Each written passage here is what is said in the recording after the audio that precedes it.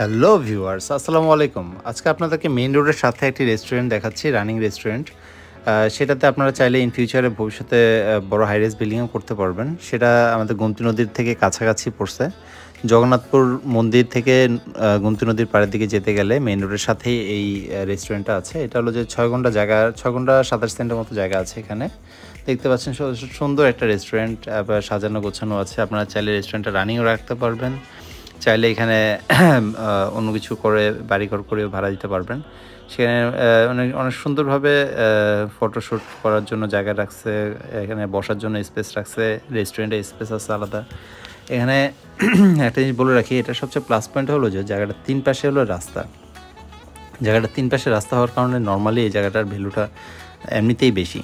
এর জায়গাটার দাম পড়তেছে প্রতি ঘন্টা মাত্র ২৫ লাখ টাকা করে। এখানে একটা ছোটোখাটো করে উনি পুকুরের মতো করছে, এখানে মাছ টাছ ছাড়া হয়। এখন শীতকাল দেখে মূলত পানিটা শুকনো দেখতে পাচ্ছেন।